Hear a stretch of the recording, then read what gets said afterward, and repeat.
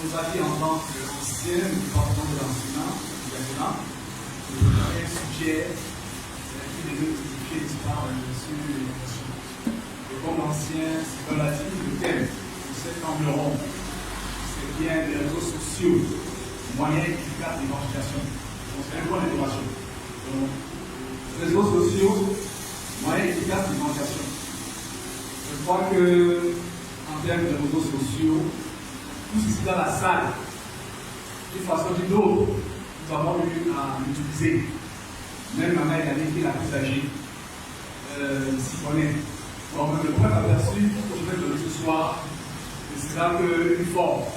Les réseaux sociaux ou le réseau social, c'est en fait une communauté virtuelle, qui sert au partage des échanges d'informations. Donc, derrière ça, vous avez des outils. Donc, vous avez le téléphone. Vous avez dans le téléphone, je ne vais pas rentrer dans les domaines techniques, parce que ce n'est pas le cas aujourd'hui. Donc, vous avez le téléphone, vous avez l'histoire des plateformes à l'intérieur qui permettent de faire des échanges. Cette plateforme-là, ces applications, on peut les brosser souvent.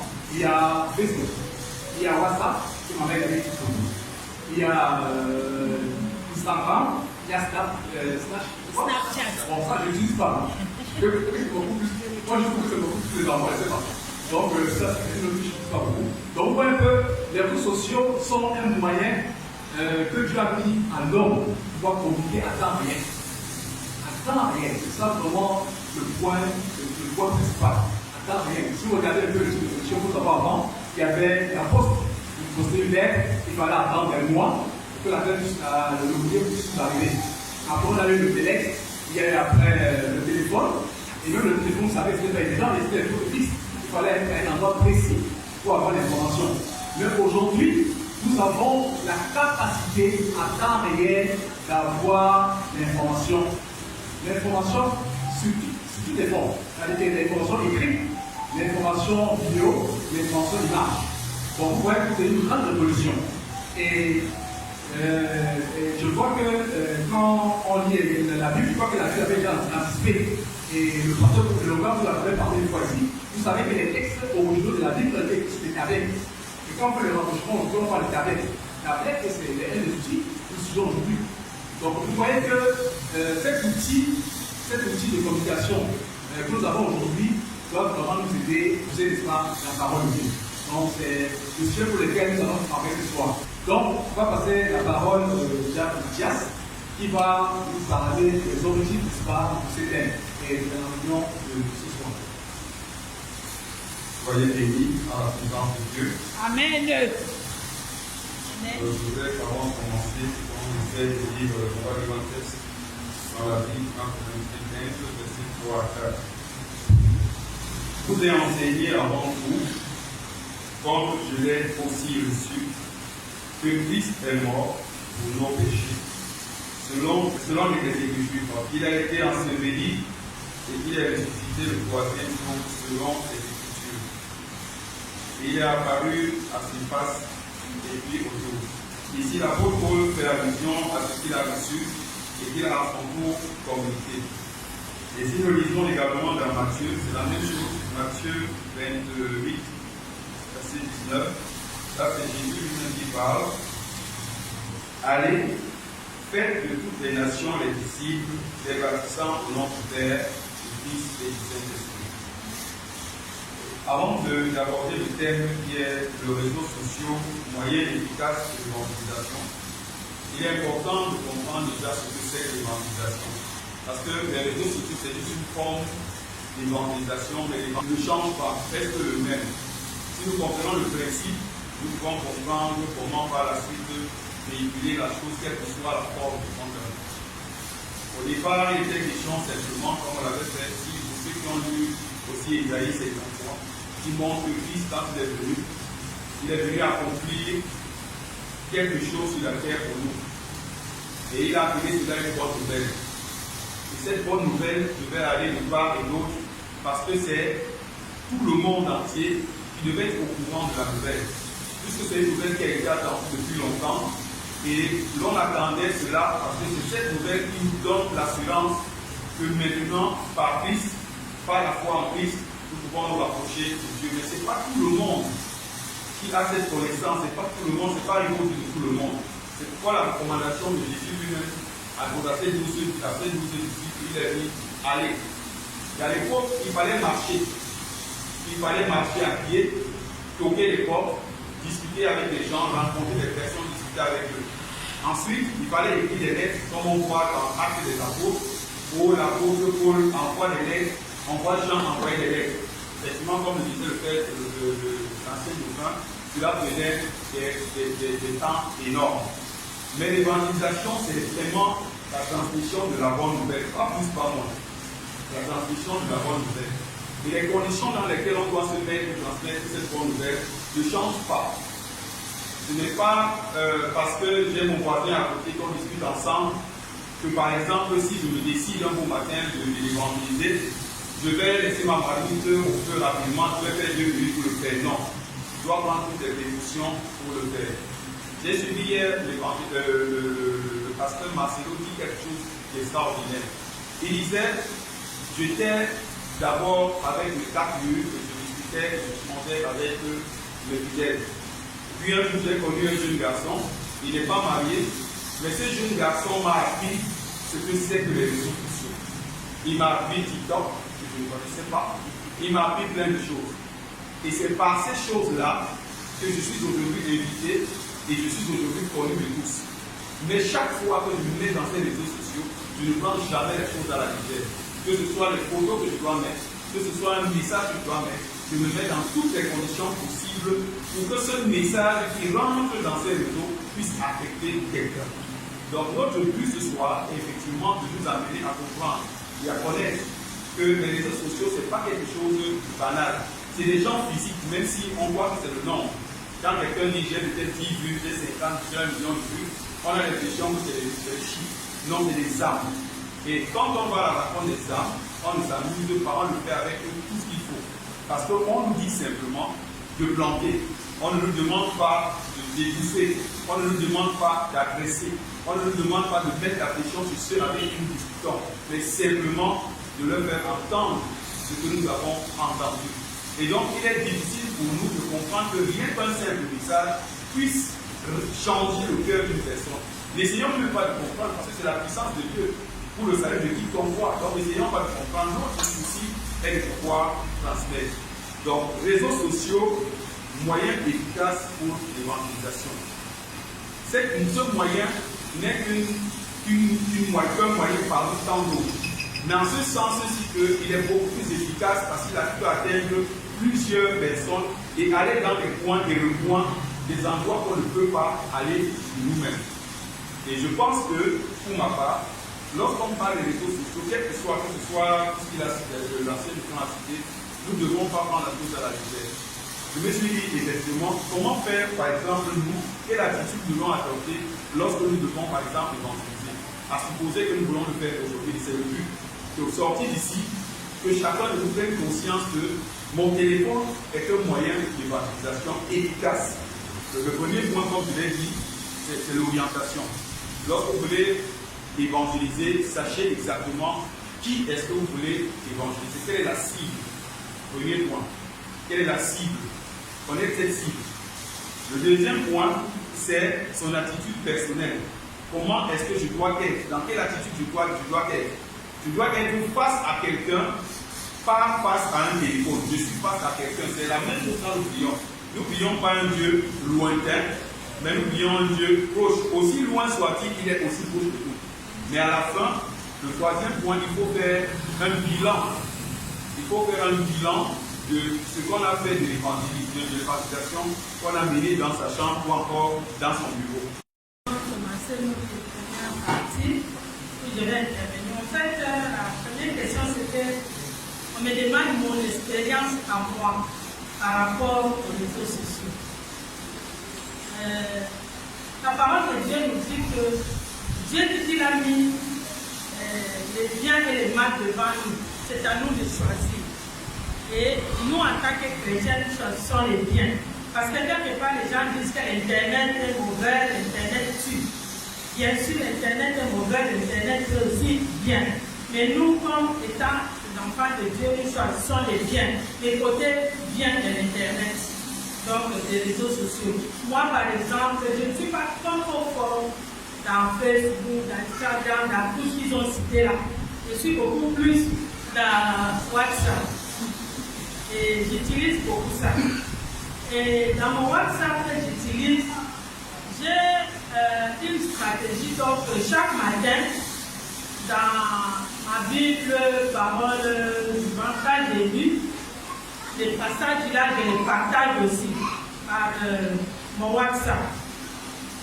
Et j'ai remarqué que, en fait, quand je partage, beaucoup de gens lisent ça. Les païens sont des chrétiens. Et au travers aussi mon WhatsApp, j'entre en contact avec certaines personnes avec qui j'ai pris. Donc, je prie avec les gens par mon WhatsApp. Je m'entretiens aussi avec certaines personnes par mon WhatsApp. Donc, mon WhatsApp n'est pas là seulement pour mettre des photos, pour mettre tout ce que je veux, mais je l'utilise aussi beaucoup plus pour la parole de Dieu. Donc, moi, je dis que l'évangélisation par les réseaux sociaux est mieux, selon moi, est mieux par rapport au porte-à-porte. En fait, c'est ce que j'ai pu, je peux vous dire. Amen. Bonsoir. Je travaille beaucoup plus avec mon statut. En ce qui concerne les expériences. Depuis plus d'1 an, je me suis donné le devoir de mettre tous les matins un passage biblique dans mon statut. J'ai relevé 5 points.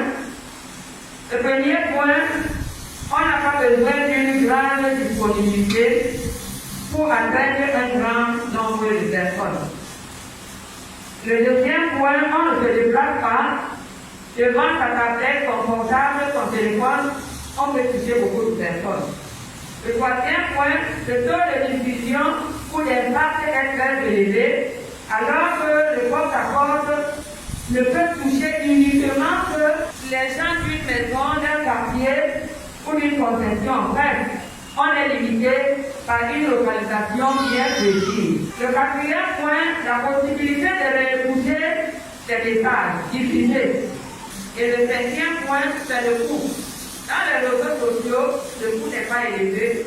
Pourquoi? Parce qu'il n'y a pas de déplacement. Comme quand on faisait les campagnes d'évangélisation, il n'y a pas de matériel spécifique, pas de traité, pas de charge, pas de Bible, pas d'annonce, radio, télévision, pas de tonneau, pas de salle, pas de chef, pas de décoration, pas d'annonce publicitaire. Et même pas de cachet. Parce que très souvent, quand on invitait les gens pour venir évangéliser, il faut donner une enveloppe. Je ne suis pas contre Internet et évangélisation, c'est comme tu vois les gens poster. Mais je ne dis pas que évangéliser par le net est mauvais. Moi, je n'ai pas fait une grande expérience. C'est vrai que le net aussi, ça m'aide dans ce qui concerne les versets.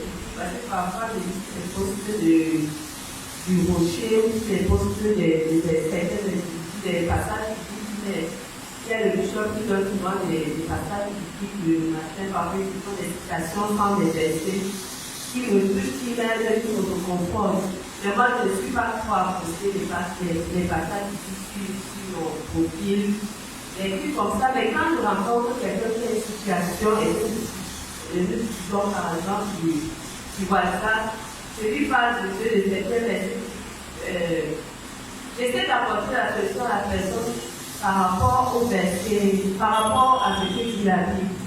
Moi, je dis pour les deux. Et comme aussi, pourquoi en ce qui concerne le net, parce que le net est venu rendre les chrétiens paresseux. Quand je dis paresseux, c'est quoi? Quand nous faisons le porte-à-porte, toi, avant qu'on va te dire demain, on est dans l'utilisation. Avant de sortir, tu vas prendre le temps, de prier, dire Seigneur, je vais évangéliser. Depuis, on voit ta Bible. Essayez de te rappeler des anciens versets. Tu dis que quand tu étais jeune, lorsque tu allais évangéliser, toi, quand tu seras dehors, là, c'est comme si tu allais, comment je vais dire ça? En guerre. Donc quand tu seras, toute ton attention sera là parce que tu vas dire non, je suis légal, il ne faut pas que je dise n'importe quoi. Tu seras connecté, tu vas tout faire pour être connecté à l'objectif pour lequel tu es sorti.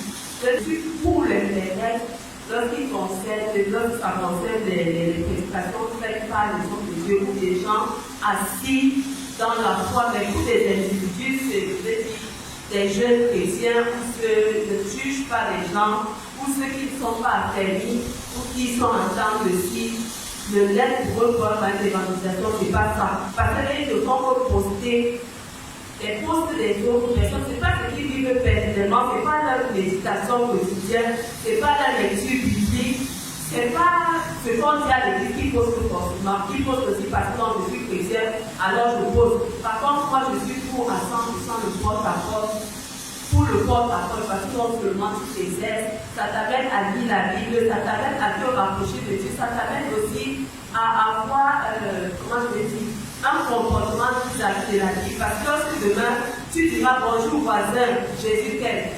Si tu dis Jésus t'aime et que le voisin peut-être a un problème, ou tu veux évangéliser le voisin, s'il voit comment toi tu te comportes, il va faire écouter ce que tu lui dis. Si déjà toi tu ne prêches pas par ton comportement, c'est pas très normal. Voilà, je dirais que ce n'est pas vraiment une expérience dans les réseaux sociaux. L'antenne de pas donner les comptes tout à l'heure, Facebook, Instagram, Snapchat et autres là. On peut mettre un compte WhatsApp. Mais qu'est-ce que je fais de ce téléphone que je tiens plusieurs heures par jour? Ce que je fais, c'est que j'envoie des posts, je fais des publications. Mais en retour, il y a pas des gens qui viennent de moi. Je dirais que pour le porte-à-porte, on a un contact physique avec les gens à qui on partage la bonne nouvelle. On peut les suivre facilement. Mais le porte-à-porte est limité. Souvent, aujourd'hui, avec le contexte actuel de la pandémie, avec les mesures barrières, ce n'est pas tout le monde qui va ouvrir ses portes aujourd'hui. Mais nous avons vu comment le confinement a produit quelque chose de positif. Dans la vie des pasteurs, des leaders, des responsables, il y a des gens qui n'étaient pas habitués aux réseaux sociaux et aux nouvelles technologies. Mais ils ont adopté des stratégies d'adaptation pour encourager, pour édifier et pour diffuser la bonne nouvelle. Donc, l'évangélisation par les réseaux sociaux permet de diffuser la bonne nouvelle à un plus grand nombre et à une très grande vitesse. Donc, je pense que si aujourd'hui nous savons utiliser les réseaux sociaux comme moyen d'évangélisation, c'est vraiment un moyen efficace. Sur les réseaux sociaux, dans le cadre de l'évangélisation, je n'ai pas une très grande expérience dans les réseaux sociaux parce que moi je suis limité au niveau de WhatsApp. Et nous savons que WhatsApp est tellement limité, c'est rien que des contacts. À travers WhatsApp, mon statut, je diffuse la parole de Dieu d'abord pour afficher mon identité d'enfant de Dieu que je suis. Je n'affiche pas n'importe quoi. Et à travers cela, les noms chrétiens que j'ai, ça les permet aussi de lire la parole de Dieu. Ils n'ont pas la Bible, bien sûr, mais ils lisent à travers la parole que je lisais dans mon statut. Et parfois même certains enfants de Dieu peuvent m'appeler pour me dire, tu avais posté il y a de cela 5 jours, s'il te plaît, envoie-moi la parole que tu as, j'ai besoin de ce texte. Et je le fais. Et par rapport à cela, mais je pense et ma prière est que tous ces non-chrétiens qui font partie de mes contacts, à travers cela, que le Saint-Esprit les touche. C'est ça ma prière. L'évangélisation dans les réseaux sociaux, ça touche vraiment une grande partie du monde. Ça va au-delà de ton pays, ça touche plusieurs personnes. Et ça permet, ça confirme la parole qui dit, nous serons ces témoins, nous serons que la parole de Dieu est atteinte aux extrémités du monde. Je suis très heureuse de parler de mon intérêt, c'est-à-dire ce que j'ai eu dans les réseaux sociaux. Et puis, à quelque chose, malheur est bon. Parce que ce confinement, où il fallait fermer les églises, a produit beaucoup n'allaient pas dans les églises et qui sont dans les réseaux sociaux ont eu quelque chose de la parole de Dieu. Il y avait plusieurs qui n'allaient pas vendre à l'église. Mais quand ce confinement est arrivé, et pendant qu'ils sont dans les réseaux sociaux et ils fouillaient, comme ils n'ont rien d'autre à faire avec ton téléphone, tu essaies de voir quand tu tombes dans YouTube, quand tu tombes dans Facebook, tu as un message qui passe. Le message, c'était comme si, par exemple, moi, il y a d'autres messages qui m'attiraient quand je tombais dans un message, je ne voulais pas laisser, il fallait que je lise jusqu'à la fin. Et quand je suis allé jusqu'à la fin, j'avais le temps de prendre ma Bible pour regarder, parce que je n'allais pas à l'église. Et pour ne pas aller à l'église un dimanche, ça n'allait pas. Il fallait compris que je m'occupe avec mon Dieu, avec sa parole. Alors, je crois que quand on parle de l'expérience, ça m'a beaucoup aidé. Et surtout comme j'étais au Cameroun, mon église me manquait, j'étais tellement dans la joie. Dès qu'on dirait que j'étais au milieu de vous et je suivais. Et cela me permettait aussi, j'appelais certaines personnes de ma famille qui sont aussi en plus, même ceux qui sont partis. Je les envoyais un message. Je savais que ça avait problème. Je lui disais pardon. Il y a un message qui avait le passé. Il y a un message qui avait le passé comme ça. Essaye de le suivre. On va en parler après. Ça m'aidait et ça a transformé beaucoup de vie. Ça, c'est dans l'expérience que j'ai eue pendant ce confinement. L'évangélisation, pendant, surtout avec les réseaux sociaux, il y a eu beaucoup de changements. L'évangélisation, la parole a été donnée. C'est-à-dire, comme on vous dit, aller et faire des nations. C'est-à-dire qu'il y a plusieurs personnes qui vous suivent, qui captent quelque chose et qui s'intéressent. Il y a beaucoup de personnes qui ne lisaient pas la Bible, mais qui ont appris à lire la Bible pendant ces moments. Il est vrai que le corps apporte, il y a le musique, on est en direct, mais il y a plusieurs, même vous venez, qui ne prennent même pas soin. Ils vous respectent et vous vont entrer, vous restez, vous chattez un peu, et sans importance. C'est le Saint-Esprit qui fait le reste. C'est le Saint-Esprit, que ce soit dans les réseaux sociaux, c'est le Saint-Esprit qui te tient, qui te motive à ouvrir même ta Bible. Bon, pour les réseaux sociaux, nous avons cette facilité d'atteindre les gens sans aucune limitation. Voilà.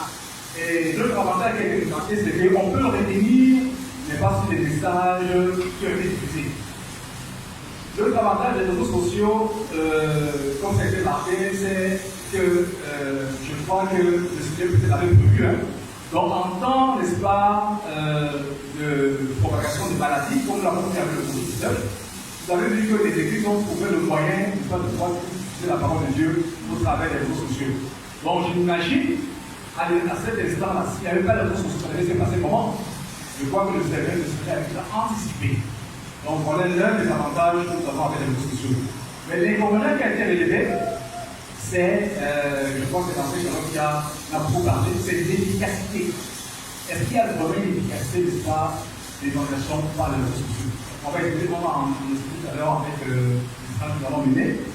Et elle a révélé est-ce que, parce que bon, la personne, bon, elle est virtuelle, donc nous ne voyons pas en fait la personne de façon physique.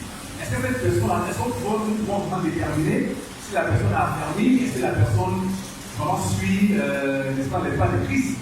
Donc c'est quelque chose qu'elle a marqué. C'est vraiment difficile d'avoir un réel suivi, soit les angles que nous gagnons au niveau des réseaux sociaux.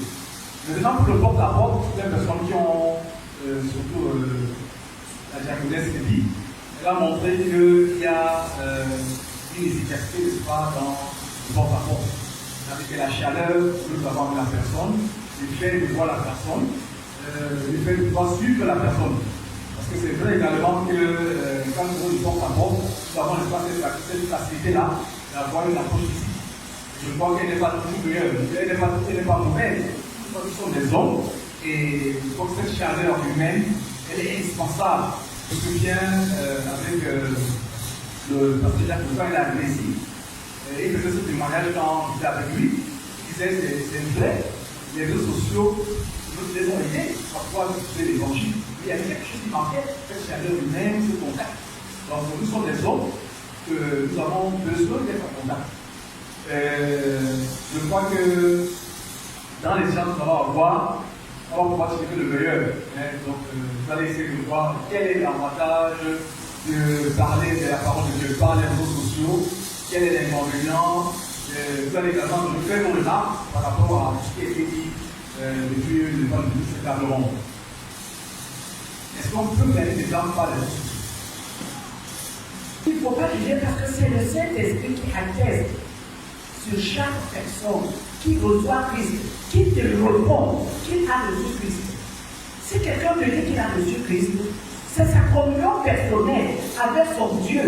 Donc, si je reviens bien sur le texte sur lequel le Père Matthias a commencé, Matthieu 7, et il dit allez, faites des discriminations des disciples.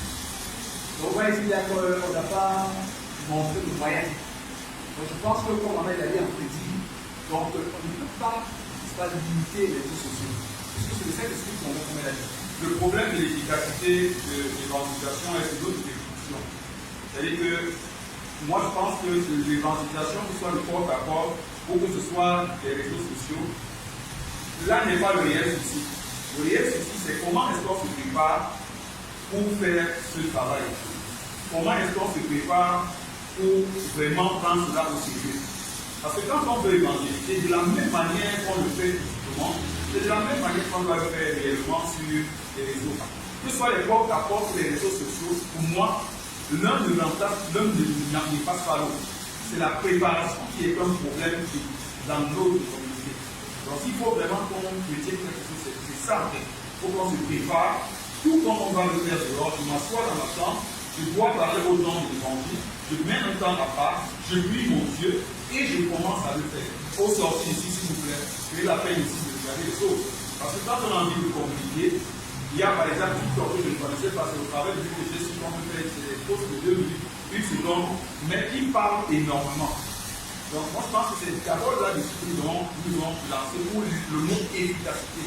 Mais l'évangélisation, c'est juste dire et laisser Dieu agir. L'évangélisation de moi, c'est le partage, c'est la communication.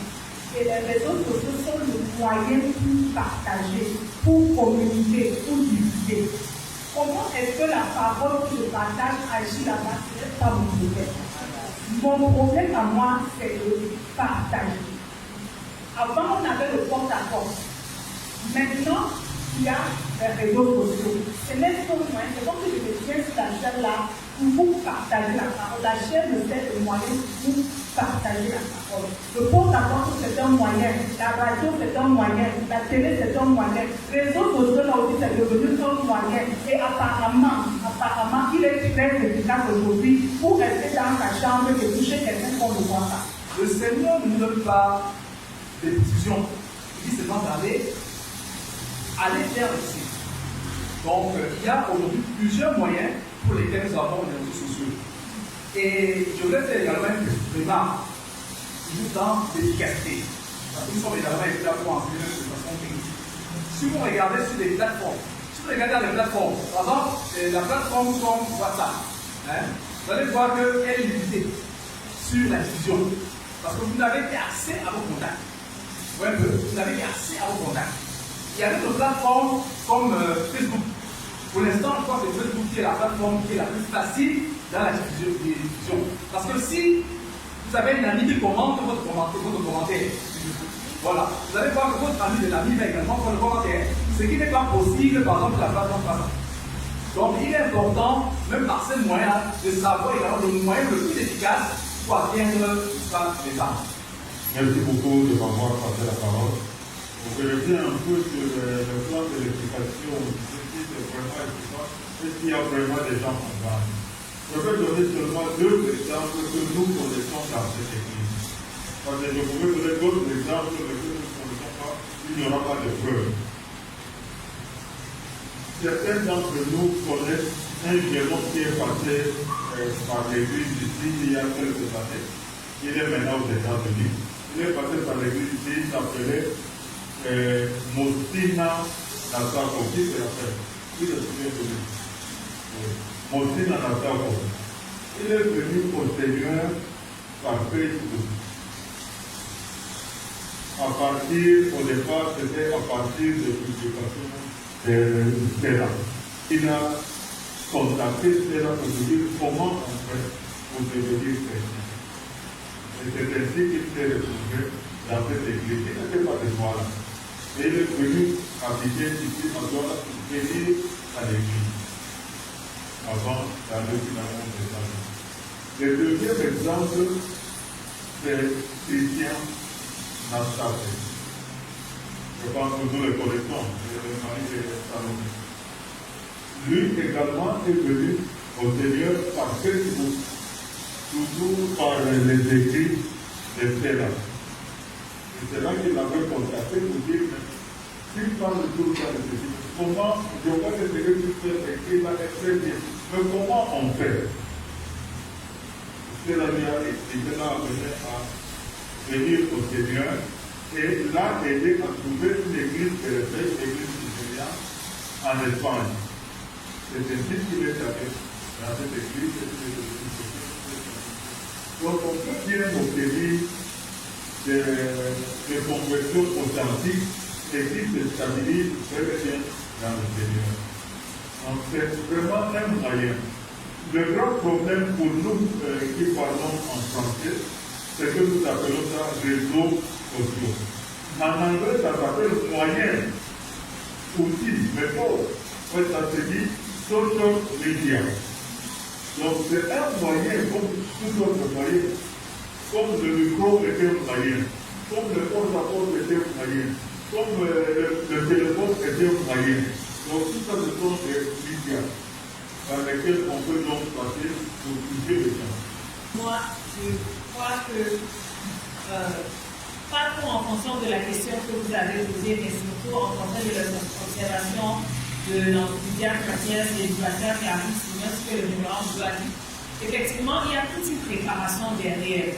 C'est vrai que, comme la capitaine Sylvie l'a mentionné, c'est vrai qu'à un moment, les gens deviennent paresseux, pourquoi? Parce qu'ils se disent que tout ce que les gens sont en train de faire derrière le téléphone, de toute façon, ils ne le voient pas. C'est question de partage. Je me contente seulement de partager.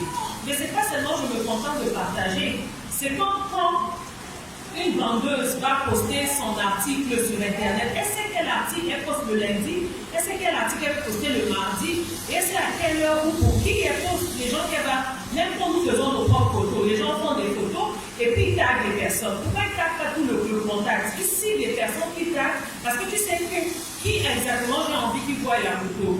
Donc effectivement, c'est la même chose pour les réseaux sociaux. Il faut vraiment se préparer.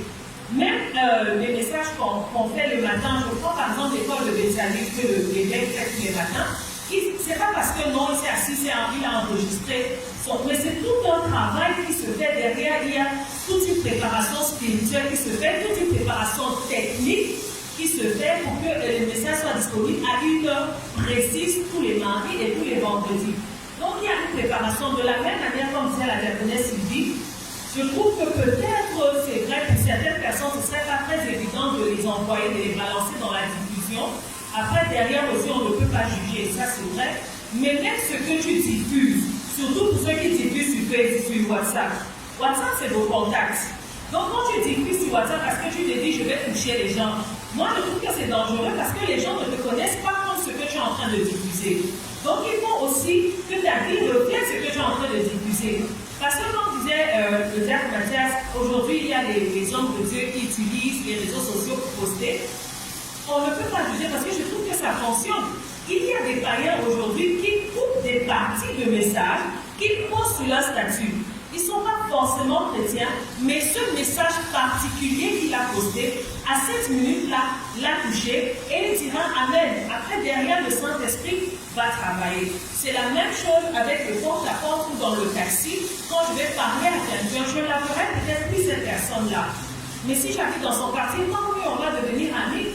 Et à la fin, s'il vous plaît, à la fin, en général, le suivi ne continue même plus de porte-à-porte. Je prends mon numéro, tu prends mon numéro, si on a WhatsApp, on continue sur WhatsApp. Ne revenons pas toujours aux réseaux sociaux. Après, maintenant, il y a des endroits comme Facebook. Il faut que tu sois l'image que tu décides de représenter. Comme comme disait l'interprète Sylvie, le danger des réseaux sociaux aujourd'hui, c'est que tout le monde se permet de poster des versets bibliques. Je suis habillée en bikini, j'écris Seigneur merci que je suis une merveilleuse créature, que je poste sur mon réseau sociaux. Ça aussi c'est dangereux, parce que maintenant les gens postent n'importe quoi. Les homosexuels se permettent de prendre des chansons des chrétiens, ils vont mettre aujourd'hui l'amour c'est pas la guerre, l'amour c'est aimer tout le monde, et je poste ma photo, pourtant je ne suis pas dans la vie. La même chose avec la personne que nous recevons porte à porte. Il a fini de te recevoir, comme disait maman Elali, très poliment. Oui, amen, amen. Et dès que tu te tournes le dos, regarde dans celle-ci, tous les jours elle vient chez moi. En plus, c'est si bleu les yeux, soit c'est pour manger, soit c'est pour faire ceci. Elle raconte, je m'en fiche. Ça entre et ça part. Donc, comme le pasteur Clarisse disait, moi je crois que c'est juste un moyen de diffusion, que ce soit porte à porte, la bouche, l'écriture ou les réseaux sociaux, c'est de se préparer, de choisir sa cible. Quel est le moment exact où je vais utiliser mon réseau social et quel est le bon moment d'utiliser la bouche ou le porte-à-porte. Mais ce qui est magnifique, c'est que ce soit le porte-à-porte ou les réseaux sociaux, l'essentiel est que la parole, tu l'aies parlée et qu'elle touche les gens. C'est un secret de Dieu que nous partageons, mais qui ont souvent rien à voir avec la parole de Dieu. C'est important, c'est l'important. Là, les réseaux sociaux, comme c'est la signifié, et comme Sylvie l'a répété, il faut faire attention à ce que nous diffusons sur les réseaux sociaux. Donc, ouais, nous, en tant que chrétiens, comme c'est la Sylvie, donc la diffusion que nous faisons doit refléter ce que nous sommes. Et nous, dans la vie active. Donc, nous ne faisons pas les choses que nous ne faisons pas. Donc, c'est très important, que ce soit dans la situation porte-à-porte ici, le meilleur moyen de l'évaluation de ce comportement. Par rapport aux réseaux sociaux, c'est vrai, on atteint beaucoup de personnes à travers la parole, mais pendant qu'on a fait de partager, il y a une partie qui vient à l'écrit.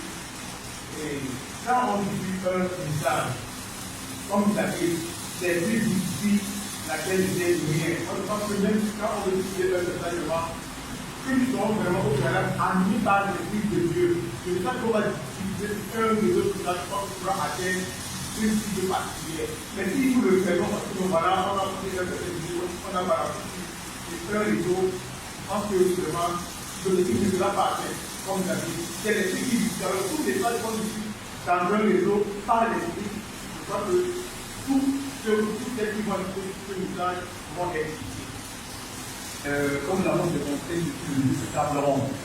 Donc, ils ont tous les moyens à notre disposition pour propager, pour utiliser la parole de Dieu. Donc, le Seigneur nous a fait, je crois que c'est pour ça qu'il a également donné les gens. Donc, on a un moyen efficace aujourd'hui pour mieux atteindre les femmes. Les réseaux sociaux. Donc, mais dans ces réseaux sociaux-là, il est également important de savoir qu'est-ce que le message diffusé. Et en même temps, soit également faire des exemples. Mais je voulais préciser quand même que il ne faut pas être réfractaire aux réseaux sociaux. La meilleure façon d'utiliser une plateforme des réseaux sociaux est de connaître déjà son utilisation. Ce que tu postes sur WhatsApp n'est pas forcément la même chose qui est posté sur Facebook, ce qui est posté sur Snapchat. Il y a des chrétiens, des églises qui utilisent Snapchat. Ils font des challenges, ils essaient de toucher la jeunesse par Snapchat, c'est très jeune. Il y a TikTok aussi. TikTok maintenant est passé de maximum de 60 secondes à 3 minutes. Donc on peut utiliser la plupart des vidéos que l'ancien dauphin fait, et que le bishop partage sur la plupart de ça. On peut les poster aussi sur TikTok. Parce que les vidéos que les gens font, ils reprennent les audios d'autres personnes et ça se diffuse et se diffuse et se diffuse. Il y a Twitter aussi qui a une autre utilisation et Twitter, bizarrement, touche plus de personnes que sur Facebook. Parce que Facebook, il faut attendre que l'ami de ton ami, de l'ami de l'ami puisse voir, alors que quand je poste sur Twitter, même un inconnu va voir.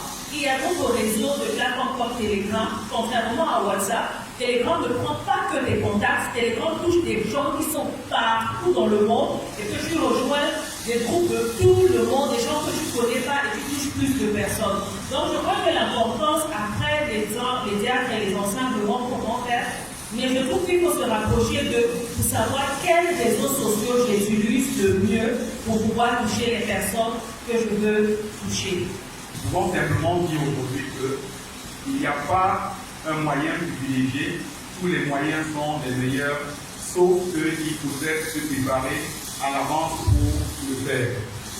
Il ne faudrait pas considérer les réseaux sociaux comme un lieu où on y arrive et on poste tout, mais il faut prendre le temps et demander même à la rigueur à l'Esprit de Dieu de nous conduire dans notre manière de faire, que ce soit les mots, que ce soit les phrases, que ce soit les images.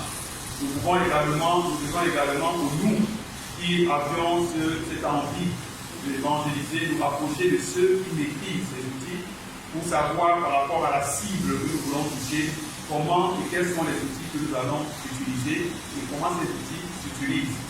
En-delà de tout, nous devons être nous-mêmes des modèles, parce que ce que nous diffusons, c'est le réflexe de notre personne, et ces gens, nous serons amenés demain à les rencontrer, donc soyons des modèles de notre vie. Ne disons pas des choses qui semblent être virtuelles, et dans la réalité, nous allons faire des âmes. Parce que n'oublions pas que nous sommes des modèles. Si autant nous parlons, autant nous avons des regards qui sont sur nos personnes, autant nous pouvons gagner des âmes, autant nous pouvons en faire par notre façon de faire. Je vois que les aigles également sont faits ici. On fait beaucoup de partage sur les différents plateformes de réseaux sociaux. Mais la remarque qui est faite, partage moins ce qui concerne l'Église. Pratiquement pas partager pour les dons, je vous encourage. Parce que comprenez bien, si vous voulez que l'Église même soit mieux connue, les réseaux sociaux, au principe, c'est une pyramide. Vous connaissez quelqu'un, la personne que vous connaissez, d'autres le connaissent. Donc si vous partagez, si vous, tout ce qu'on appelle aimer, ainsi de suite, vos amis seront au courant de la communauté du rocher, connaîtront qu'il y a un événement ici dans cette église, qu'il y a des pasteurs, ainsi de suite.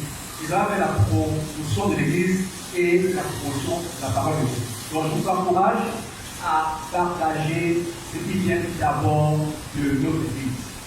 Si j'avance l'évangile, ce n'est pas pour moi un sujet de gloire, car la nécessité m'en est imposée. Et malheur à moi si je n'avance pas l'évangile.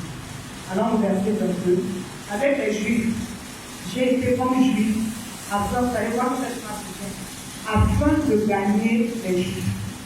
Avec ceux qui sont sous la loi, comme sous la loi, quoique je ne sois pas moi-même sous la loi, afin de gagner ceux qui sont sous la loi.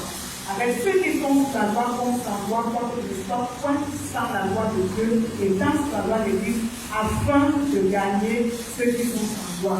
J'ai été faible avec les faibles, afin de gagner les faibles. Je me suis fait tout à tous, afin d'en sauver de toute manière quelques-uns. Afin de gagner de toute manière quelques-uns.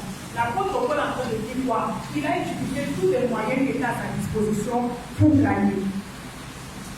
Il a utilisé tous les moyens. Après, les Juifs s'est comporté comme les Juifs, pas pour les temps pas Juifs. Mais l'objectif, c'était quoi? C'était de gagner les âmes. Le plus important, ce n'est pas à faire de réseaux sociaux. Le plus important, c'est ce que je suis en utilisant les réseaux sociaux. C'est-à-dire quoi? Gagner les âmes. Gagner les âmes. Ce n'est pas une option pour moi d'utiliser ce téléphone pour gagner les âmes. Ça doit devenir une nécessité comme l'apôtre Paul dit pour gagner les âmes. Et je vais encourager chacun qui a vraiment ce fardeau d'utiliser, de devenir un utilisateur des réseaux sociaux pour gagner les âmes.